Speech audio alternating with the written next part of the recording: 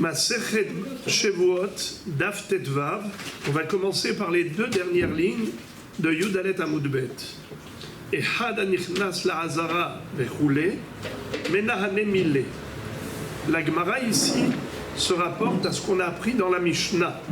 Je vous invite à revoir la première Mishnah de Perek Bet. Yediot atum'a shetaim she'en arba, nitma veyada, venerlema mimenu atum'a, vezachur et hakodesh, nerla mimenu hakodesh, vezachur et atum'a, נעלמו ממנו זה וזה ואכל את הקודש ולא ידע, ומי שאכל ידע, הרי זה בעולה ויורד. La Mishnah, au début de Perek Bet, reprend ce qu'on a appris au début de Perek Aleph, mais elle détaille un peu plus en disant que les Yediot Atum'a, Shetaim She'en Arba, vous vous rappelez qu'est-ce que ça veut dire Shtaim She'en Arba? C'est relatif à l'interdiction de rentrer dans le Beth Amikdash lorsqu'on est tamé ou de manger du Kodesh lorsqu'on est tamé. Si quelqu'un l'a fait sciemment, il a commis une telle infraction bémézide, il est passible de karet. Il est hayav karet, c'est terrible, passible du retranchement. Mais s'il a fait béchogeg, alors il devra apporter korban olev et yored. Mais qu'est-ce que ça veut dire shogeg? Il a commis cette infraction par inadvertance. D'abord, pourquoi on dit shetaim? Shetaim, c'est le Kodesh et le Mikdash. Kodesh, c'est les corbanotes qu'il mange. Mikdash, c'est le Beth Amikdash dans lequel il pénètre. Soit il a pénétré le sanctuaire en étant tamé par inadvertance, soit il a mangé de la viande du korban, la viande Kodesh, en étant tamé par inadvertance. Mais quand on dit par inadvertance, il peut y avoir deux sortes d'oubli. Soit la personne a oublié qu'elle était tamée, soit la personne a oublié que c'était kadosh. L'infraction involontaire peut provenir de l'un des deux oublis. Soit elle a oublié qu'elle était tamée, et elle a pénétré le Kodesh, soit elle savait qu'elle était tamée, mais elle a oublié que cet endroit est kadosh, ou que cette viande est Kodesh. Il peut y avoir également l'oubli à deux niveaux. La personne, elle a eu carrément un trou de mémoire gravissime. Elle a tout oublié. Elle a oublié qu'elle était tamée, elle a oublié que c'était le Mikdash, ou le Kodesh. Donc elle a tout oublié. Alors la Mishnah nous a dit que pour être Hayav Korban Olev et Yored, il faut une Yedi'a Batechila et Yedi'a Basof, Ve'alem Bentaim, une prise de conscience au début de tout. Quoi de tout?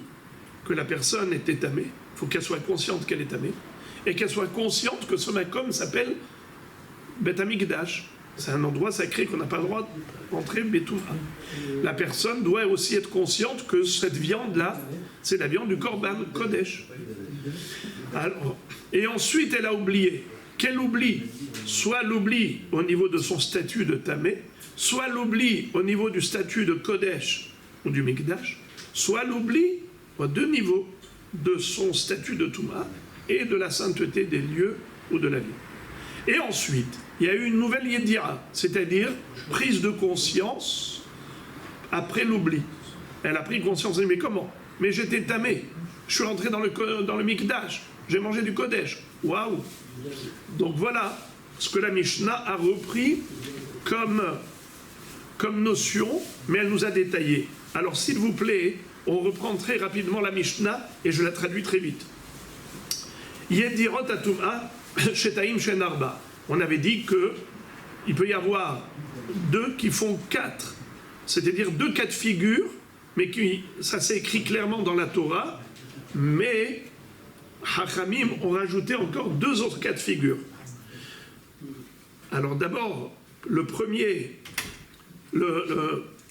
premiers cas présentés par la Mishnah sont relatifs au Kodesh, et les derniers cas sont relatifs au Mikdash. Mikdash, c'est le sanctuaire, c'est le Makom Kadosh, le Beth Amikdash. Et Kodesh, c'est la viande sacrée, la viande du Korban. Alors, lisons rapidement. Nitma veyada, le bonhomme a touché une toum'a, ou bien il a eu une toum'a personnelle, comme un épanchement par exemple. Il était tamé, il était conscient qu'il était tamé. Ensuite, ensuite il a oublié qu'il était tamé. Vezachour est un kodesh, mais il sait que la viande elle est kodesh. Ou bien l'inverse. Il sait qu'il est tamé, mais il a oublié que cette viande est sacrée. Ou bien ou bien il a eu l'oubli à deux niveaux. Il a oublié qu'il était tamé, il a oublié que cette viande est kodesh. Ve'achal est un kodesh, il a mangé le kodesh. Ve'lo yada, au moment où il a mangé, il avait oublié.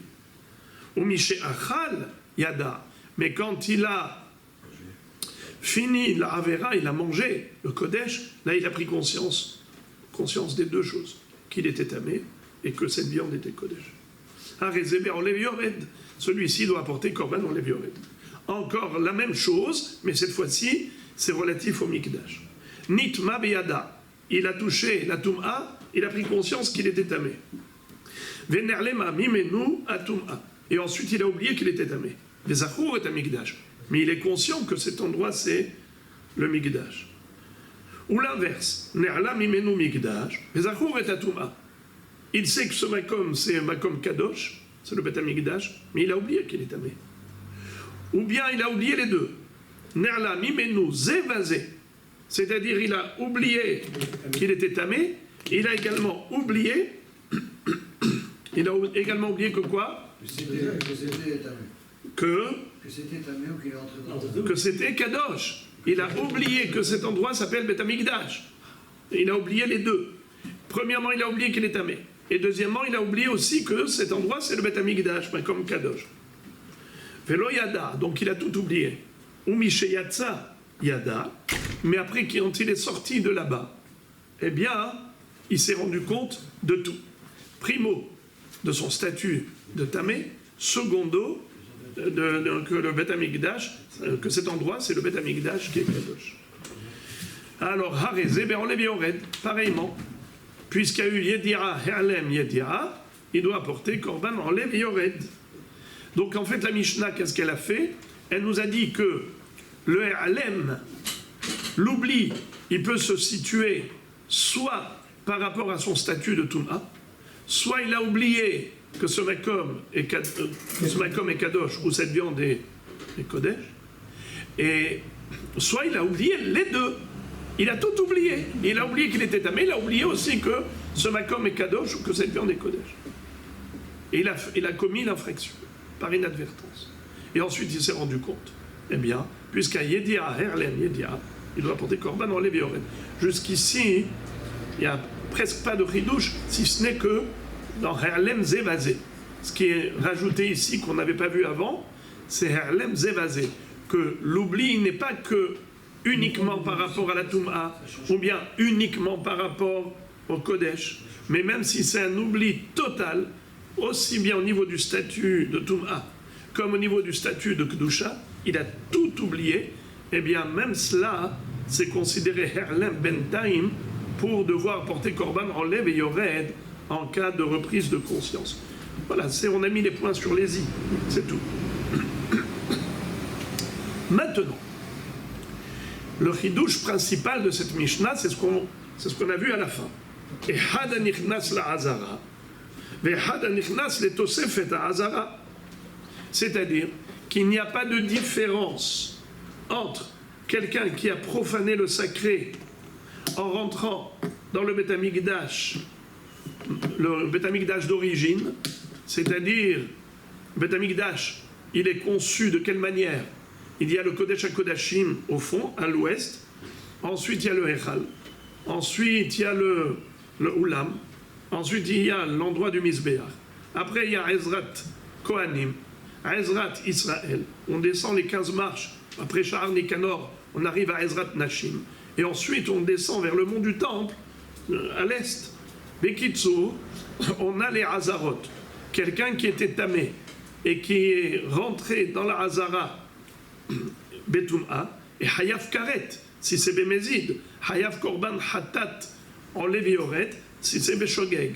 Mais maintenant, quel est le din si on a élargi les Hazarot, on a fait des travaux d'élargissement au niveau du Beth Amikdash, et on a rajouté sur la Hazara, et quelqu'un qui était tamé rentré, il a pénétré ce lieu Betum'a, est-ce que ça a le même din, à savoir Bemezid Hayav Karet et Beshogeg Hayav Korban Olev Yored, oui ou non? La Mishnah nous a dit que oui. Ehad anichnas la Hazara, Ehad anichnas et Tosefet Hazara, peu importe si tu es rentré dans la Hazara ou bien si tu es rentré juste dans Tosefet Hazara. C'est le même prix, c'est la même sanction. Le chidouche de la Mishnah était de dire que celui qui a pénétré juste l'endroit rajouté, l'espace qui a été rajouté, annexé à la Hazara du Beth Amikdash, celui qui pénètre cet endroit, que ce soit Bémézid ou Béchogeg, c'est comme s'il était rentré dans la Hazara d'origine, la Hazara authentique. Il aura exactement le même statut, Hayav Karet si c'est Bémézid, Hayav Korban Olev Yored si c'est Béchogeg. Pourquoi? La Mishnah nous a donné la raison, c'est que pour pouvoir annexer un espace supplémentaire à l'espace d'origine, pour élargir la Hazara ou élargir Jérusalem, eh bien il fallait faire venir exactement les mêmes éléments qui étaient nécessaires au départ pour sanctifier le lieu, à savoir le Melech, le roi d'Israël, le Navi, un prophète, Urim Vetumim, le Kohen Gadol avec le pectoral, et Sanhedrin Shel Shivaim Ve'ehad, le Sanhedra avec les 71 Zekenim, Bishte Todot, avec les 2 Korban Toda, et on va voir dans la Gemara qu'il ne s'agit pas de 2 bêtes, il s'agit juste des pains, de 2 pains parmi les 40 pains qui accompagnaient le Korban Toda, puisque différemment de n'importe quel Korban Shlamim, qui n'est pas accompagné de pain, et qui d'ailleurs est consommable pendant 2 jours et 1 nuit, Shnei Yamim Velayla Echad. C'est quoi Shnei Yamim Velayla Echad? Yom, Laila, Yom. En général, c'est comme ça qu'on a le droit de consommer Korban Shlamim le jour de la Shrita du Korban, le soir qui suit et le lendemain, jusqu'à la tombée de la nuit. Shnei Yamim Velayla Echad. Mais pour le Korban Toda, c'est différent. Shalmei Toda, bien que ce soit Shlamim, c'est uniquement Yom Valayla, pas le lendemain, que le jour de la Shrita du Korban, et la nuit qui suit, on peut manger le Korban Shalmei Toda. Et en plus, accompagné de 40 pains. On devait prélever sur les 4 catégories de pains, prélever un pain de chaque qui allait être donné au Kohanim. Le reste, mangé par le propriétaire et ses convives. C'est à l'occasion de ce Korban Toda qu'il allait raconter le Nes qu'il a eu, pourquoi il apporte ce Korban Toda, pour remercier Hachem, Mizmor le Toda, Harirul Hachem Kol Haaretz. En tout cas, le Korban Toda qu'on allait apporter pour sanctifier le Makom Hadash, l'annexe à Yerushalayim, l'annexe au Beth Amikdash, c'était également avec ces 2 pains dont on verra dans la Gemara le procédé. Au Béchir, il y avait aussi le chant dont on va voir Aromim Hashem Kediletani. Au Beddin Me'alchin, le Beddin marchait, c'était donc cette procession où il y avait le Beddin qui était Me'alech, ou Shte Todot Aharehem, et derrière le Beddin, on avait donc ces 2 pains de Korban Toda, Vechol Israël Aharehem, et tout le peuple juif suivait derrière, et ils marchaient tous derrière le Sanhedrin. Alors maintenant, la Gemara, ici dans les 2 dernières lignes de Yud Dalet Amud Bet, la Gemara pose la question, Menahanemile, d'où apprend-on cela? C'est-à-dire, d'où sait-on que pour pouvoir sanctifier le Makom Hadash, l'espace nouveau qu'on annexe à la Hazara ou Yerushalayim, il faut qu'il y ait la présence de tous ces éléments. D'où apprend-on cela? Amar Rav Shimi bar Chiya de Amar Kra Kechol asher ani mar'e otra et tavnit hamishkan ve tavnit kol kelav vechen ta'asu. Étant donné que Akadosh Baruch Hu a dit à Moshe Rabbeinu au moment de la construction du Mishkan, il lui a dit, c'est comme ça que vous allez faire à chaque fois, les dorot, dans toutes les générations à venir, à chaque fois que Am Israël voudra élargir le cercle de la Kedusha, du Beth Amikdash ou de Yerushalayim et Kodesh, il faudra que ce soit par le biais de tous ces éléments avec lesquels tu as sanctifié le Mishkan. Le Mishkan a été sanctifié par la présence de tous ces éléments. Au futur, les Dorot. Le Rashi, regardez le premier Rashi de Daf Tetvav, Kra Yetera. Pourquoi c'est écrit en plus Vechen Ta'asu? C'est en plus ces deux mots. Les Midrash, les Dorot. C'est pour en déduire qu'il en sera ainsi dans les générations à venir. Au Bimé Moshe, et à l'époque de Moshe, comment on a sanctifié le Mishkan? Hu Melech, Venavi, Ve'achiv Kohen Gadol, Ve'urim Ve'tumim, Ve'shivrim Zekenim. Comment il s'appelle? Moshe Rabbeinu. Moshe Rabbeinu était Melech, c'était lui le roi d'Israël. C'est lui qui était le prophète d'Israël. Son frère était Kohen Gadol, qui avait les Urim et Tumim, il portait le Urim et Tumim. Les Shivrim Zekenim et les 70 anciens qui ont accompagné Moshe Rabbeinu. Très bien. La Gemara pose la question, elle dit Metiv Rava. Rava objecte à partir de la braïta suivante.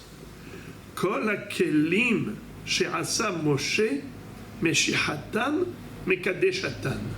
Mikan va'ilach avodatan mehanechatan. Qu'est-ce que ça veut dire? Rava s'étonne par rapport à ce qu'on vient de dire maintenant. Puisque Rav Shimi bar Chiya a cité le pasuk Vechen ta'asu les dorot pour dire que la sanctification des nouveaux lieux saints, tout ce qui sera annexé au Beth Amikdash ou à Yerushalayim, devra être annexé par le biais de tous ces éléments qu'on a cités dans la Mishnah. Et d'où tu l'apprends? Parce qu'il est écrit Vechen ta'asu les dorot. Pour toutes les générations à venir, vous procéderez comme vous avez fait pour le Mishkan. Pour le Mishkan, il y avait présent tous ces éléments. Eh bien, les générations à venir également, tous ces éléments devront être présents. Rava dit, mais pourtant, on a appris dans la Mishnah, on a appris dans la Baraïta, que pour les Kélim du Beth Amikdash, les Kélim du Beth Amikdash, c'est pas comme les Kélim du Mishkan. Les Kélim du Mishkan ont été sanctifiés par le biais de l'onction. Meshiha, Beshemen, Mishhat, Kodesh, avec l'huile d'onction sacrée. Moshe Rabbeinu a oint les Kélim, les ustensiles, pour les sanctifier, les réserver à l'utilisation sacrée du Mishkan. Donc c'était grâce à la Meshiha, avec l'onction. Or, pour les générations à venir, il est écrit dans la Braïta que ce n'est pas avec l'huile d'onction sacrée qu'on va les sanctifier. On va les sanctifier juste par l'utilisation première. Dès qu'on va les utiliser pour la première fois en tant que clé charrette, désormais, ils obtiendront un statut d'ustensile sacré. Ce qu'on appelle Avodatan Mechanechatan. Ce qui va les inaugurer, Chinuch Hanouka, ce qui va inaugurer le Keli, c'est Avodatan. Le fait de servir dans le Beth Amikdash avec, pour la première fois, ce sera le Hanouka du Keli. Donc tu vois que on n'applique pas la règle de Vechen Ta'asu.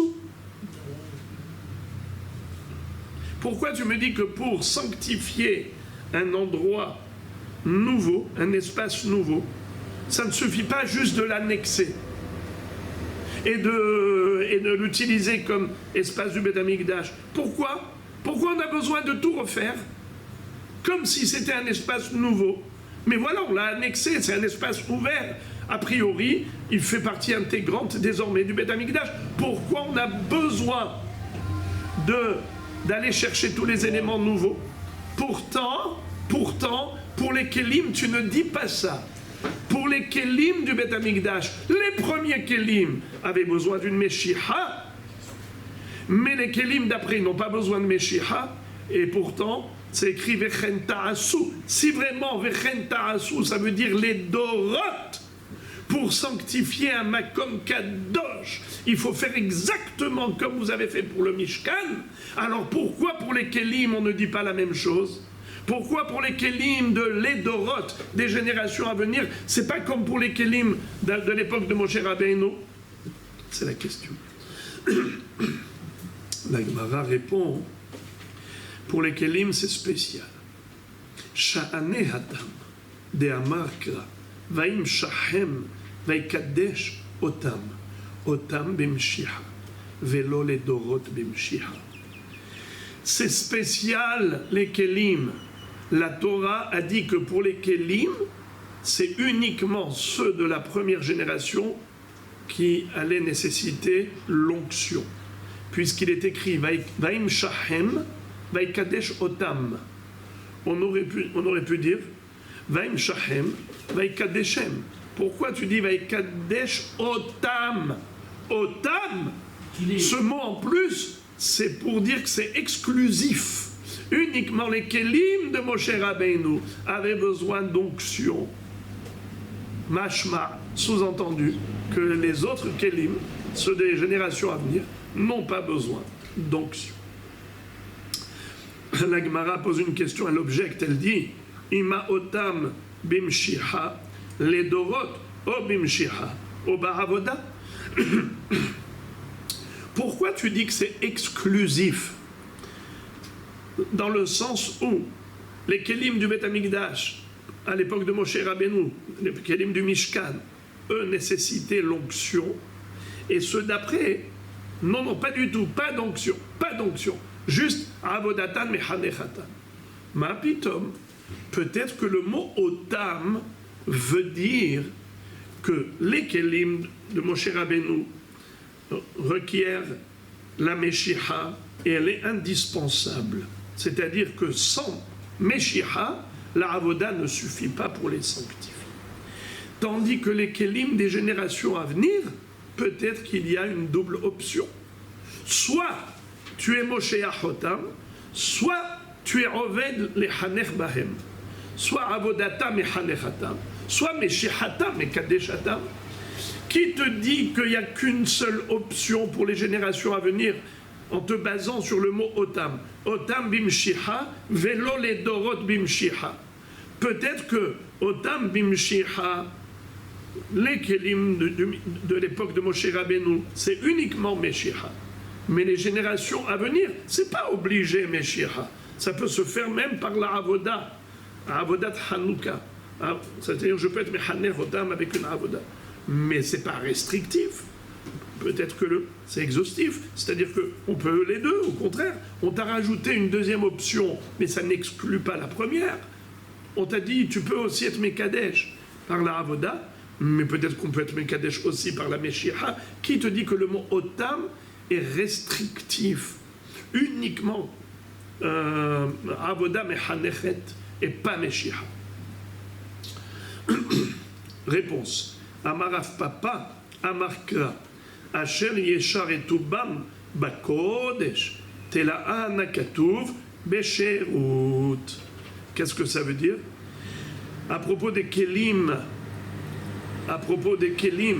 il est écrit Asher yesharetu bam bakodesh. Les kelim des générations à venir, yesharetu bam bakodesh. Tu veux qu'il soit kodesh, c'est uniquement sherut. C'est quoi sherut? Sherut, c'est le service. Quel est charet?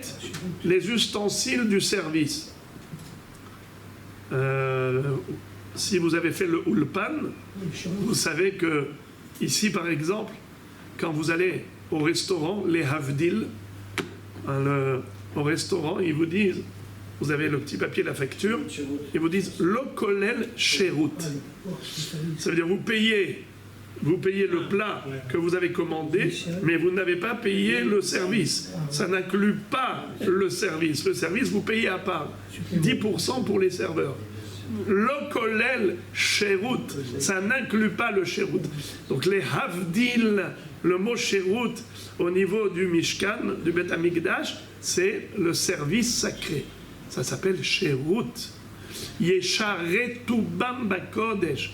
Comme on dit aussi le vendredi soir, Shalom Aleichem, Malaché HaShalom, Malaché HaSharet, Malaché Elyon, Malaché HaSharet, les anges du service sacré. Bon. La Gemara dit Ashta de Katav Rahamana Sher Yesharetu Bam, Otam Lamali. Alors dans ce cas-là, je n'ai pas compris. Si un pasouk dans Bamidbar, qui dit clairement Yesharetu Bam Bakodesh, que pour les rendre Kodesh, il faut Shirut, alors pourquoi on avait besoin aussi du Pasuk Otam? Quel est le Pasuk? Vaim Shahem Baikadesh Otam. Pourquoi la Torah a rajouté le mot Otam? Otam Bimshiha, Velo le Dorot Bimshiha. C'est une exclusion inutile, puisqu'on a déjà exclu la Meshiha par le Pasuk Asher Yesharetu Bam Bakodesh. La Gemara répond Ilo katav Rahamana Otam Hava Amena Hane Hude Bimshiha Les Dorot Bimshiha Uba Avoda Deha katav Chen Ta'asu Mi'ed Rahamana Otam Bimshiha Velo les dorot bimshiha. Qu'est-ce que ça veut dire? Tu veux savoir? On aurait pu croire que ça va dans le sens inverse. À l'époque du Mishkan, la Meshiha suffisait. C'est comme ça que Moshe Rabbeinu a sanctifié tous les ustensiles sacrés du Mishkan par la Meshiha. Mais pour les générations à venir, on aurait pu croire qu'il faut les deux. Il faut et la Meshiha et la Avoda. Un Kéli ne deviendra sacré que lorsqu'il aura traversé les deux opérations. Il a subi les deux opérations. Primo, huile d'onction, il a été oint avec l'huile d'onction sacrée. Deuxièmement, il a servi au moins une fois au service sacré. Si il y a eu les deux opérations, c'est là qu'il est sacré. Sinon, une seule opération ne suffit pas pour le sanctifier à ce Kéli. C'est ce qu'on aurait pu croire. Pourquoi? Parce qu'on aurait pu penser que le passouk qui dit Vechen ta'asu, ça veut dire que dans toutes les générations à venir, il faudra faire pareil avec Meshiha. Et ensuite, il y a le passouk qui dit Yesharetu Bam, eh bien Yesharetu aussi. Il faut aussi Shirut et aussi Meshiha. C'est pour ça que la Torah écrit Mi'ed Rahamana Otam. Otam bimshiha velo le dorot bimshiha. Le mot Otam était indispensable, car sinon on aurait pu se méprendre et se tromper à l'envers en pensant qu'il faut les deux procédés, les deux procédures. Primo, Meshiha, secondo, Hanouka, c'est-à-dire la Avoda, l'utilisation. Voilà, donc on a terminé le sujet de la à propos de d'où on apprend que pour toutes les générations à venir, il va falloir utiliser les mêmes éléments nécessaires pour la sanctification du Mishkan. Je vous pose la question, interrogation orale. D'où apprend-on que si on élargit l'espace du Beth Amikdash, il faut la présence de tous les éléments qui étaient présents à l'époque du Mishkan, quand Moshe Rabbeinu a sanctifié le sanctuaire. D'où on apprend ça? Deux mots, donnez-moi deux mots. Deux mots dans le Passouk. Je vois que quand il y a trop d'arbres, on ne voit plus la forêt. Alors, je vous demande quels sont les deux mots desquels on a déduit. Hein? C'est tout. Comme il est écrit, ainsi vous ferez au futur, ça veut dire que même les Doroth, même pour les générations à venir, vous ferez comme vous avez fait.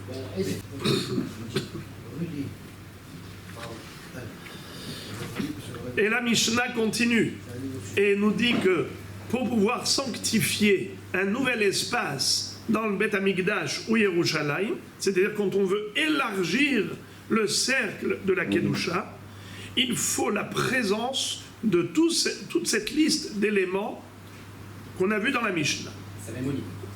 Ouais, pour la cérémonie de sanctification, il faut le roi, le prophète, les Urim et Tumim, et ainsi de suite. Korban Toda. Et on a dit deux Todot. C'est quoi deux Todot? La Mishnah nous dit, Bishte Todot, Tana, Shete Todot Sheamru, Belahman, Velo, Bipsaran. C'est-à-dire que on allait prendre dans cet endroit où on allait entourer le nouvel espace, on allait entourer le nouvel espace avec deux pains de Korban Toda, Balechem, Velo Babassar. On ne parle pas de la viande du Korban Toda, on parle du pain qui accompagnait généralement le Korban Toda. C'est ça, Shte Todot. On prend deux halot de Korban Toda. D'où on apprend que c'est d'Afka le pain qui accompagne Korban Toda qu'il faut prendre et pas la chair du Korban Toda. Amar Rafrizda de Amarkra. Rafrizda le déduit d'un pasouk dans Nehemia. Vous savez qu'il est raconté là-bas qu'à l'époque de la deuxième Aliyah, la première Aliyah, c'était à l'époque de la sortie d'Égypte. Quand les Bnei Israël ont traversé le désert en sortant d'Égypte, ils sont arrivés en Eretz Israël, guidés par Yoshua bin Nun. Il y a eu la conquête d'Eretz Israël, l'installation en Eretz Israël. Tout ça, c'est la première Aliyah. Il y a eu la sanctification de tous les Mekomot à Kedoshim. Tandis que, après la destruction du premier temple par Nebuchadnezzar, Nabucodonosor a exilé Israël pendant 70 ans. Ils sont revenus après avec l'autorisation du roi Koresh. Cyrus leur a permis de remonter en Israël pour construire le nouveau Beth Amikdash. Ezra Sofer a lancé un appel au peuple juif. Malheureusement, le retentissement n'a pas été très fort. Il n'y a eu que 42 000 juifs et quelques qui sont venus avec Ezra Sofer. Et ils ont reconstruit le Beth Amikdash. Donc la reconstruction du deuxième Beth Amikdash, c'est aussi, ils ont sanctifié Yerushalayim. Comment ils ont sanctifié la ville? Eh bien, ils se sont mis dans cette position, comme on a dit qu'il y avait le Sanhédrin, il y avait le roi, le prophète, le Sanhédrin et tout Israël qui était derrière, avec les Shte Todot, et ils ont fait le tour, la Hakafa, le tour du contour, c'est-à-dire tout l'endroit qui devait être sanctifié était à l'intérieur du contour. C'est comme ça que Rashi considère qu'ils se sont mis, par exemple, à l'extérieur des murailles de Jérusalem, avec le visage en face du portail de Yerushalayim, des murailles de Jérusalem. Et ensuite, la procession a suivi le contour de Jérusalem intramuros. C'est-à-dire que les murailles étaient à l'intérieur du cercle, du contour et du tour qu'ils ont fait. Ça veut dire que eux, ils se sont mis à l'extérieur des murs pour que les murs eux-mêmes soient sanctifiés. Contrairement à Tosfot dit le contraire. Contrairement à Rashi, ils disent qu'ils se sont mis à l'intérieur des murailles de Yerushalayim.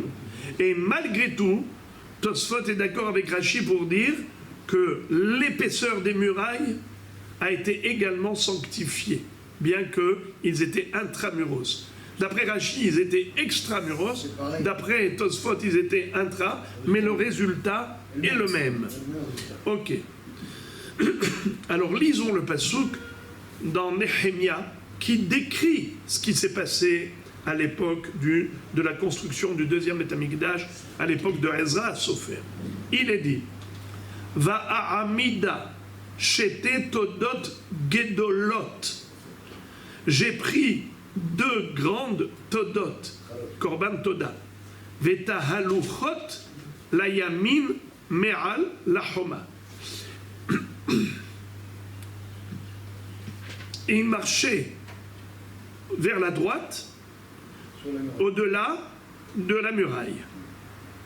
C'est-à-dire qu'ils ont suivi les todotes, mais en allant du côté droit. C'est-à-dire quand on est en face de Yerushalayim, sur la droite. Maïgedolot. Alors regardez comment on arrive à l'histoire des pains. Pourtant, il n'y a pas écrit ici, Shtetodot, Gedolot, on ne parle pas ici de pain. Comment on sait que ça voulait dire du pain? On procède par élimination. Elima mimin gadol mamash nima parim. Si Gedolot, ça voulait dire qu'il fallait un korban gros, parce que tu peux avoir du menu bétail ou du gros bétail pour un korban toda. Et quand on a dit Gedolot, ça veut dire qu'on a pris du gros bétail, on a pris un bœuf et pas un petit mouton. Si c'est cela ce que ça veut dire, dans ce cas-là, il fallait dire parim. Pourquoi dire Gedolot? Autant dire clairement les choses. Dit parim, on a pris 2 bœufs. Et là, Gedolot beminam, peut-être que, en fait, on a pris des moutons, ou bien des bœufs, peu importe, mais dans sa catégorie, on a pris les plus gros. Ça veut dire, au lieu de prendre un petit mouton, on a pris un gros mouton. Ou bien de prendre un bœuf, on a pris un gros bœuf. C'est-à-dire, c'est ça ce qu'on voulait dire Gedolot. Gadol Bemino, dans la catégorie de ce qu'on a pris, on a pris le plus grand. Peut-être. Ce n'est pas possible que ce soit cela, la traduction, l'explication. Pourquoi? Mika Hashimuta Kame Shemaya. Est-ce que ça a une importance aux yeux d'Akadosh Baruch Hu qu'on prenne un grand mouton ou un petit mouton, un grand bœuf ou un petit bœuf? Quelle importance ça a? Pourtant, Ve'atnan, il est écrit dans une Mishnah, Ne'emar Be'olat Behema Ishe Reyach Nihoah Be'olat Arov Ishe Reyach Nihoah Baminha Ishe Reyach Nihoah Melamed She'ehad Amarbe Ve'ehad Amam'it ובלבד שיכוון את ליבו לאביו שבשמיים. Que veut dire Ishe? Ishe, ça veut dire le feu. Tous les corbanotes étaient brûlés sur le Misbeach, donc ça s'appelle Ishe. Reyach Nihoah. Que veut dire Reyach Nihoah? Une odeur agréable. Est-ce que les corbanotes avaient forcément une odeur agréable? Parfois, on prenait par exemple en latarof avec les plumes. Les plumes, ça a une bonne odeur, c'est pas un arôme agréable. Alors que veut dire Reyach Nihoah? Rashi explique Nahat ruach lefanai she'amarti ve'na'asa retzoni. Quand on dit Ishe Reyach Nihoah l'Hashem, ce qui a brûlé sur le feu, Esh, Ishe. Reyach Nihoah l'Hashem, c'est une odeur agréable pour Hachem, c'est une façon de parler. Ça veut dire qu'Akadosh Baruch Hu, il a la satisfaction de l'obéissance de ses enfants. Quand Am Israël obéit à Hachem, alors Dieu, comme un père qui a la satisfaction, j'ai des enfants dignes. Alors, Akadosh Baruch Hu, il a exactement la même satisfaction pour un korban mincha, qui est juste de la semoule, une petite quantité de farine à base végétale, ou bien des volailles, que ce soit shtetorim ou shne beneyona, 2 colombes ou 2 tourterelles, ou que ce soit mina behema, rolat behema, une bête, c'est beaucoup plus important. Pour Akadosh Baruch Hu, il n'y a aucune différence. Le principal, c'est le cœur. Rahamana li babae. Dieu, ce qu'il veut, c'est le cœur, c'est l'amour. Nahat ruach lefanai she'amarti ve'na'asa retzoni, echad amarbe ve'echad amam'it ubilvad she'echaben libo l'shamayim. Que ce soit grand ou petit, tu le fais en fonction de tes moyens et en fonction de ton cœur. Si tu le fais de tout cœur, c'est ça ce que je veut. Alors, ce n'est pas possible que Nehemia se glorifie d'avoir pris Gadol Bemino, des taureaux, des gros, ou bien si c'était des moutons, des gros, c'est pas important. Et là, Gedola Shebatoda Umaynehu Hametz. La kavana, c'est qui voulait dire, quand j'ai pris 2 pains de Korban Toda, j'ai pris de la catégorie des grands pains et pas de la catégorie des petits pains. Et c'est qui les grands pains? C'est les pains Hametz. Car il y avait 10 pains Hametz et 30 pains Matzah, qui étaient Halot, Rekikin et Revucha. 10, 10, 10. On prenait la quantité de farine qu'on va voir, on divisait en 2 la quantité de farine, la moitié allait être pétrie comme matzah, et on allait constituer avec cette matzah 3 sortes de pain. Halot, Rekikin et Revucha. Ce sont des formes de cuisson différentes. Mais c'est de la matzah, c'est-à-dire que la pâte n'a pas fermenté, la pâte n'est pas devenue hametz. Et l'autre moitié, on va former 10 pains hametz. Donc les pains, si j'en fais 10 avec la moitié de la quantité de farine, forcément les pains hametz, les pains qu'on a cuits hametz, ils étaient beaucoup plus grands que les pains qui étaient matzah. Combien de fois plus grands? 3 fois plus grands. Parce que si, avec la même quantité de farine, je fais 10 pains ou je fais 30 pains, d'accord? J'ai pris toute la farine, j'ai divisé en 2. La moitié, j'en ai fait 10 pains hametz. L'autre moitié, j'en ai fait 30 pains matzah. Forcément, le pain matzah, il faisait 1/3 du volume du pain hametz. Car le hametz avait beaucoup plus de farine. J'ai fait 10 pains hametz et 30 pains matzah avec la même quantité de farine. Donc forcément, un pain hametz, il faisait 3 fois plus grand qu'un pain matzah. Donc c'était ça ce qu'il voulait dire, Nehemia, quand il a dit Va'amida shetetodot gedolot. C'est quoi shetetodot gedolot? C'est forcément du pain. Car dans le korban toda, on a gadol et katan. C'est pas la bête qui est grosse ou petite. Ça n'a pas d'importance. C'est qu'il voulait dire, j'ai pris 2 pains, mais de la catégorie hametz, pas de la catégorie matzah. Et comment on les appelle? Gedolot. Pourquoi Gedolot? Parce que c'est forcément plus grand les pains hametz. Et Yagodouk esclave, ça n'a pas de sens. C'est un mnémotechnique. Yud, c'est 10. Gimel, c'est 3. Vav, 6. Dalet, 4.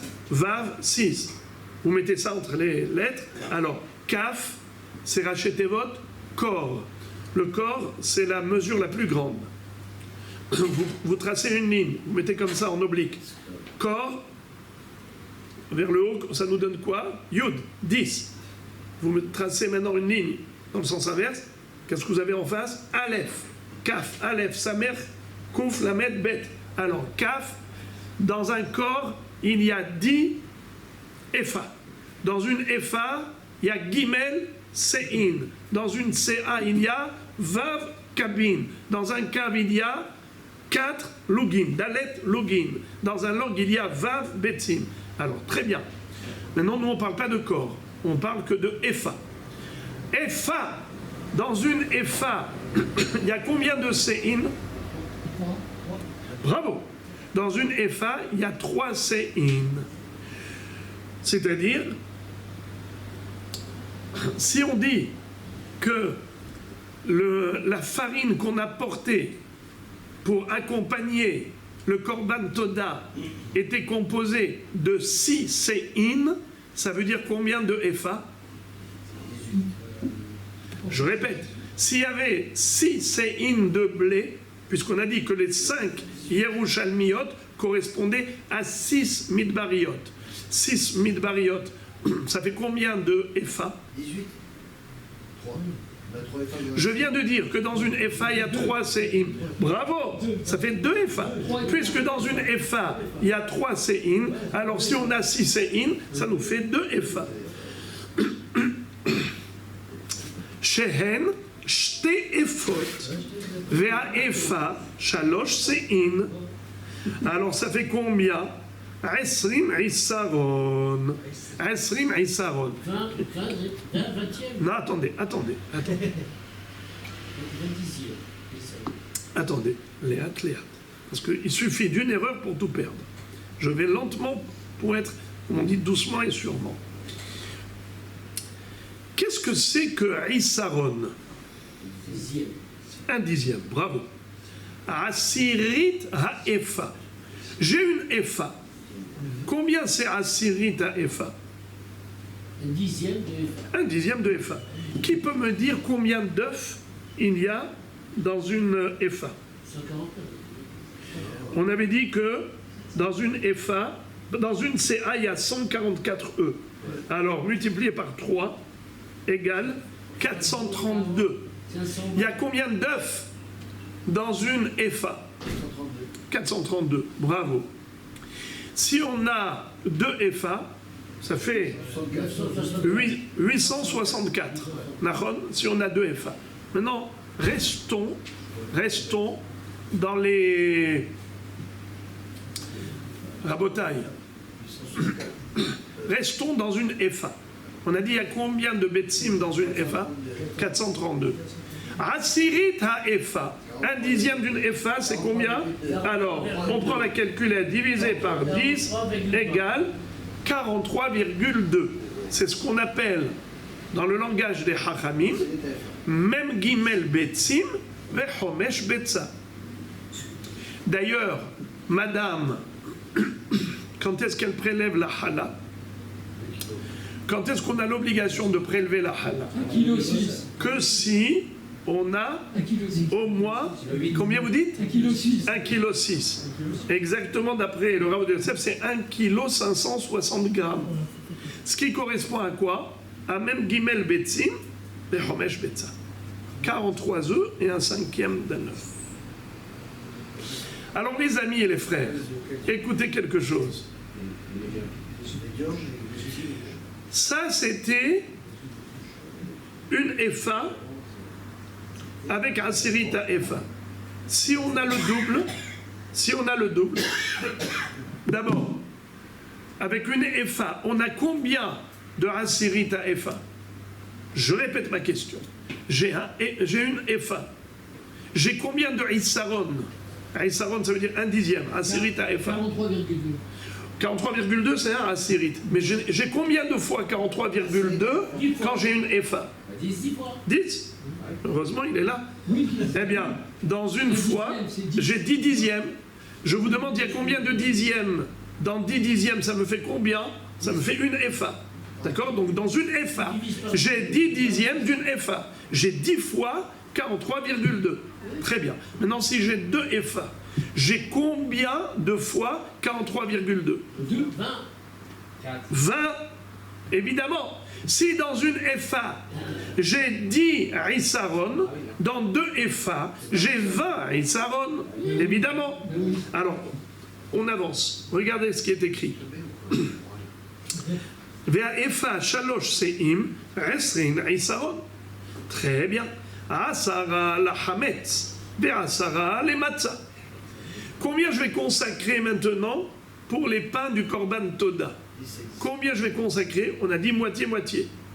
10 Issaron pour fabriquer les 10 pains Hametz et 10 Issaron pour fabriquer les 30 pains Matzah. Asara la Hametz ve Asara les Matzah. Uba Matzah Shelosha Minim. Et les pains Matzah, ils étaient constitués en 3 catégories. Halot, Rekikin, Urvucha. C'est-à-dire, un tiers de ces 10 Issaron, c'est pour fabriquer des halot, matzah. L'autre, c'est pour fabriquer des Rekikin, matzah. Et l'autre tiers d'une Efa, c'est pour la Revucha. Qu'est-ce que c'est que halot, Rekikin et Revucha? C'est la manière de pétrir et de cuire ou de frire. Regardez, les halot allaient être, avant la cuisson, ça allait être d'abord pétri avec de l'huile. Les rekikim, ce n'était pas pétri avec de l'huile, c'était pétri avec de l'eau, matzah, qu'on ne laissait pas fermenter, mais ensuite, après la cuisson, on allait les badigeonner avec de l'huile.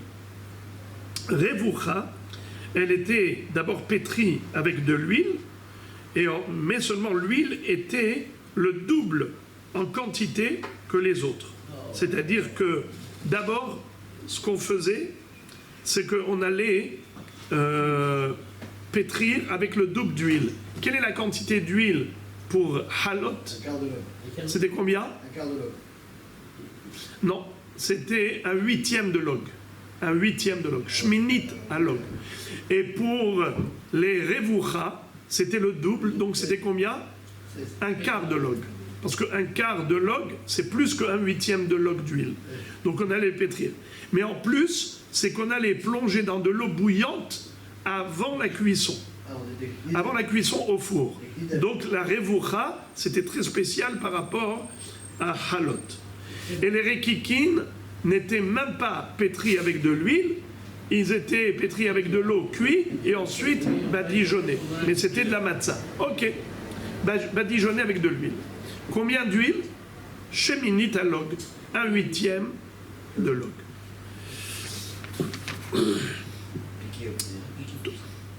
Alors, Rabotaï, qu'est-ce qu'on a appris maintenant? Qu'est-ce qu'on a appris? On a appris une chose. Qu'est-ce qu'on a appris? Les mesures.